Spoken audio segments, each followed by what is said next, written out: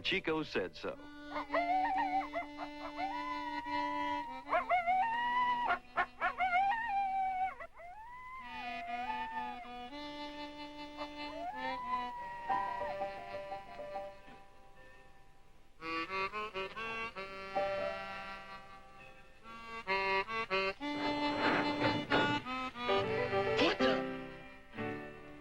Chico got himself about 50 feet of freedom. Then the scent of grub grabbed him by the nose and pulled him halfway back. Hey, beat it! Get away from my lunch!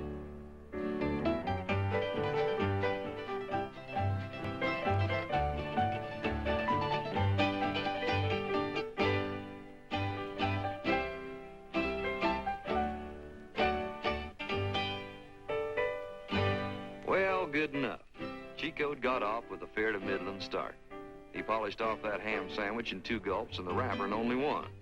Then he took off to find a way out of this wilderness of tracks and back to his dear old desert home. Now, Chico wasn't the first country boy to hit Music City on a freight train, but he's likely the only one to pass the Grand Ole Opry and never give it a second glance.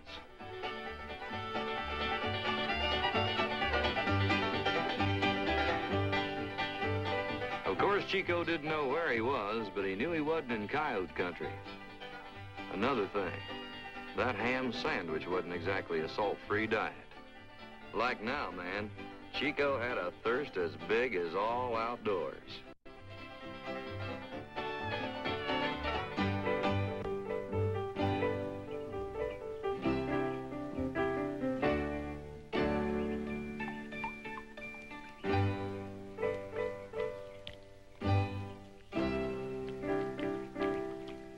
Well, fiddle.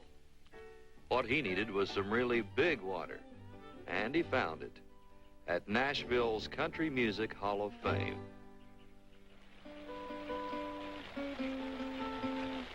Of course, the spring was running upside down, but the water was on the level, and there sure was plenty of it.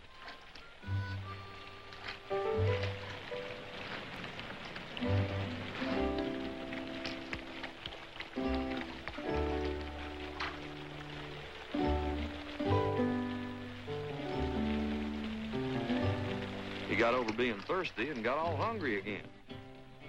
But Chico had the idea now. Food came in packages, that was clear, and that was a package right over there. Of course, his hunger was kind of urgent, or he wouldn't have tried to eat detergent. Bubbly. Looked good. Tasted awful.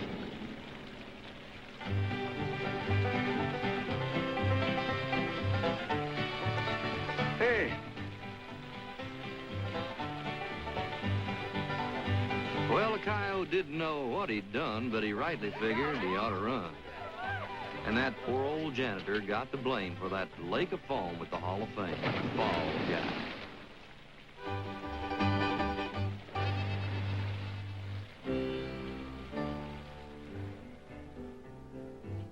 It was late afternoon when Chico finally put the pavement and city limits behind him.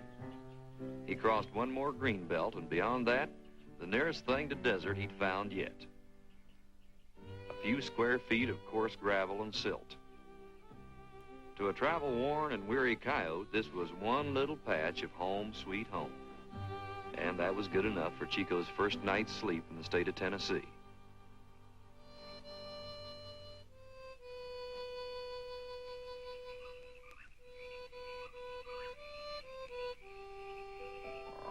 Next morning, Chico was awakened by the sound of breakfast.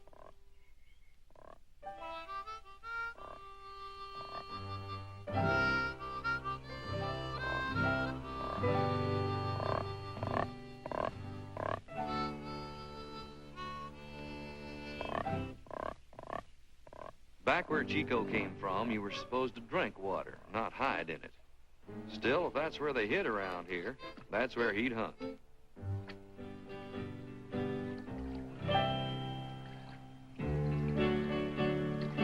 Now, Chico might have put on a better performance if he'd known that he had a critical audience. Name of Bluebell. She was a little bit lonesome, and right now was looking for a suitable male companion.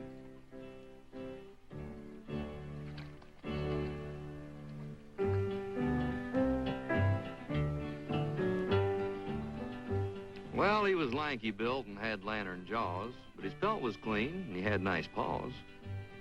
And he looked like he might be fun to know, so she'd take a chance and just say hello.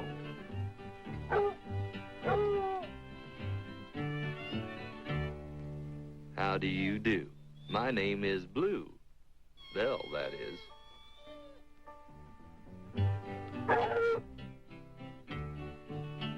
Oh, he was smitten hard right between the eyes. A calico coyote in just his size. She'd said bow wow and he went wow. And that's all, brother, 'cause it was pow. Love.